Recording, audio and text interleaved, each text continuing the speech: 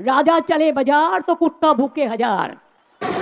যে রাজা চলে এটা ঠিক, তাহলে মমতা ব্যানার্জিকে ইয়াদ করে দিতে চাই, নোট করো মুখ্যমন্ত্রী, যখন তুমি মুখ্যমন্ত্রী ছিলে না, যখন তুমি বিরোধী নেত্রী ছিলে, তখন সিঙ্গুরের বুকে একদিন না, দুদিন না, 3 দিন না, 14 দিন হাইওয়ে অবরোধ করে রেখে দিয়েছিলে। তখন কোন আইনে করেছিলে? যে তোমার কাছে আইন শিখতে হবে বাংলার মানুষকে। যদি আইন বিরুদ্ধ কাজ করে থাকে সেটা হচ্ছে মমতা ব্যানার্জি। তাই আজকে বাংলার বুকে পুলিশগুলোকে দলদাসে পরিণত করে দিয়েছে, পুলিশগুলোও বেআইনি কাজ করছে, কিন্তু একটা পুলিশও ছাড় পাবে না। তাই পুলিশগুলোকে বলছি সাবধান হয়ে যাও, তা নাহলে বাঁচাও সাধুয়া বলো বাংলার মানুষ বাঁচতে দেবে না। হবে না তাহলে তুমি আন্দোলনের ভয়ে ডাক্তারদের সাথে বসতে গেছিলে কেন? লাভ যদি হবে কি হবে না, তাহলে বাঁচাও সাধুবাবু বলে চিৎকার করছে কেন? আজকে লাভ হবে কি হবে না, তোমার এমএলএ ঝাঁটা পেটা খাচ্ছে কেন? লাভ হবে কি হবে না, তাহলে জুতো পেটা খাচ্ছে কেন? তাই লাভ হবে কি হবে না বাংলার জনগণ 26 সালের আগেই তোমাকে বুঝিয়ে দেবে। আহারে আহা, মমতা ব্যানার্জি 3 মাসের মধ্যে ফাঁসি চায়। আরে তোমার পুলিশগুলো তো এফআইআরই নিতে চায়নি, তা ফাঁসিটা কি করে? প্রমাণ তো তুমি লোপাট করে দিয়েছো। আজকে এই আরজি করের প্রমাণগুলো লোপাট করে দিয়েছে বলেই তো সিবিআইকে দরজা দিয়ে ঢুকতে পারছে না, জানলা দিয়ে ভেন্টিলেটর দিয়ে ঢুকতে হচ্ছে। আজকে এই মামলাটা আজকে হাইকোর্টে এসছে, আমরা আবার আজকে একটা মামলা ফাইল করলাম, যে মামলাটা ভারতীয় অবহেলিত পার্টি অর্থাৎ বাপ পার্টি সেটা করছে। কারণ আমরা চেয়েছি, এই বাপ পার্টির হয়ে মামলা আমি লড়ছি, চেয়েছি যে কি না ক্যালকাটা হাইকোর্টের মনিটরিংয়ে এটা হোক, সিবিআই তদন্ত হোক এবং প্রকৃত দোষীদেরকে সাজা দেওয়া হোক। তাই আবার পুনরায় মামলা হলো, অর্থাৎ চাপে পড়ে কলকাতা পুলিশ কালকে রবিবারও মামলাতে এসেছিল। কিন্তু কলকাতা পুলিশের যে পিএম করেছিল সে পিএমের প্রতি আস্থা নেই, তাই কল্যাণী এমসে পুনরায় পিএম হচ্ছে। এবং ওরা যে 1 পো দুধে 7 পো পানি মেরেছিল, পস্কো আইনটাই উড়িয়ে দিয়েছিল, পস্কো আইনে মামলা করতে অর্ডার দিয়েছে।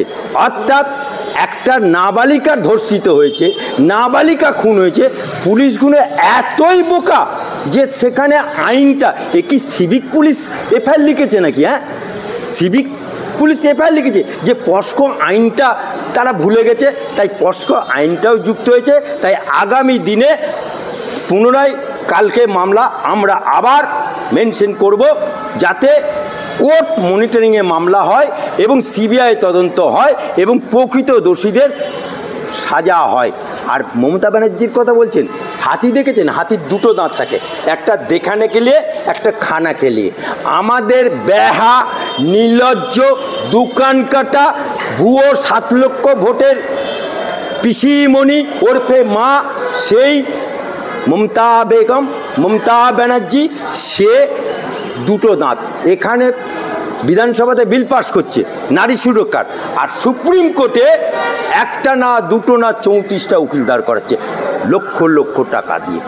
অর্থাৎ একদিকে তুমি নারীদেরকে সুরক্ষার জন্য বাংলার বুকে বিল পাস করছো, আর দিল্লিতে তুমি ধর্ষকদেরকে বাঁচানোর জন্য চেষ্টা করছো। এটাই হচ্ছে মমতা ব্যানার্জি।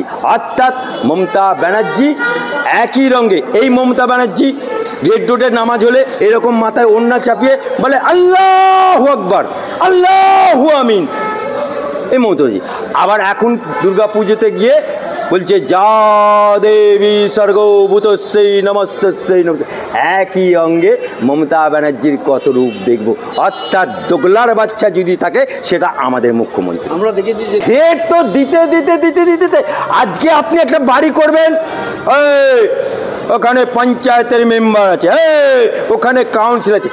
এই তৃণমূলটা জন্ম হয়েছে তো থ্রেট কালচার দিয়ে। তাই থ্রেট কালচারে যারা জন্ম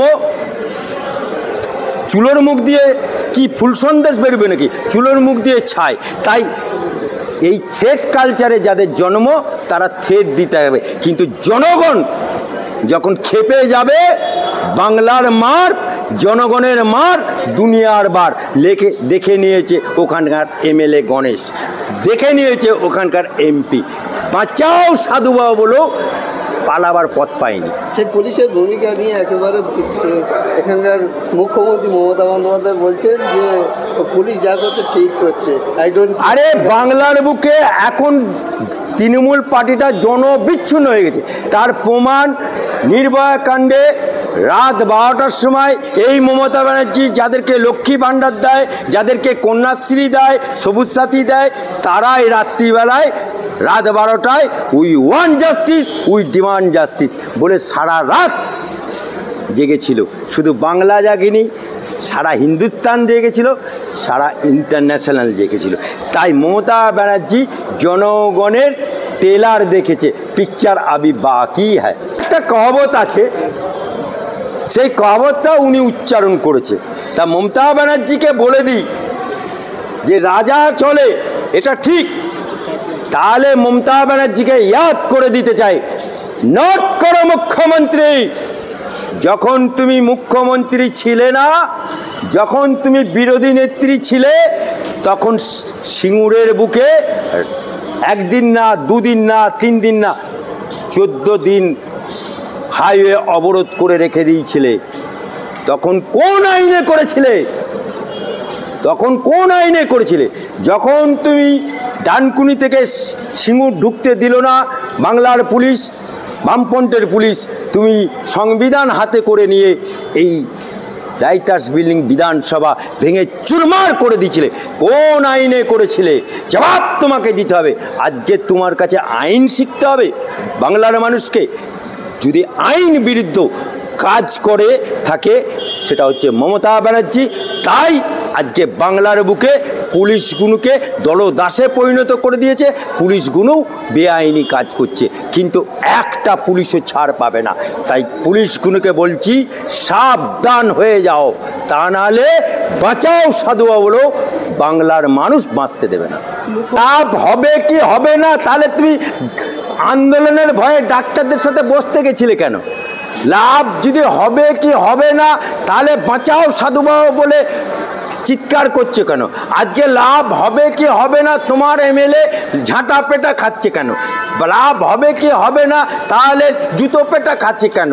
তাই লাভ হবে কি হবে না, বাংলার জনগণ 26 সালের আগেই তোমাকে বুঝিয়ে দেবে। আপনারা কেমন তদন্ত দাবি চাইছেন?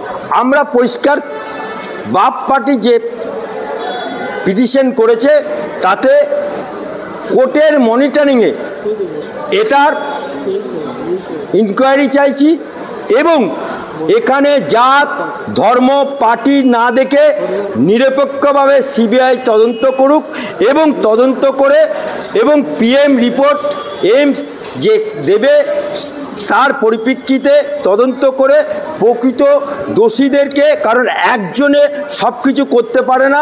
যেমন ওখানে ওই সিভিক পুলিশকে ধরে বলছিল ফাঁসি চাই ফাঁসি চাই, এই আরজিকর কাণ্ডে, ঠিক এখানেও একজনকে ধরে বলছে ফাঁসি চাই ফাঁসি চাই।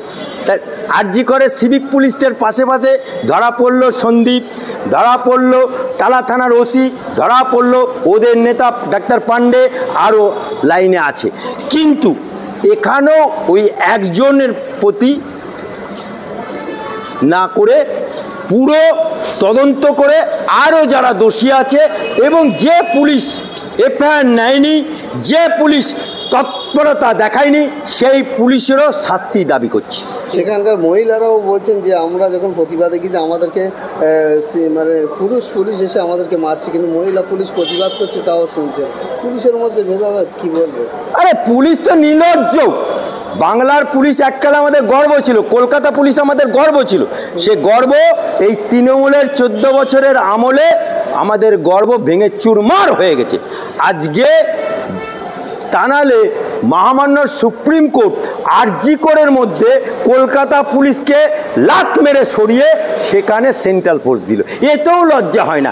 আজকে এই যে কলকাতা পুলিশ কমিশনার, তার নামেও এফআইআর হলো, এই আমার কলকাতা হাইকোর্টের নির্দেশে। আজকে এরপরেও পুলিশগুলো যদি সাবধান না হয় তাহলে পুলিশগুলোর কপালে কষ্ট আছে।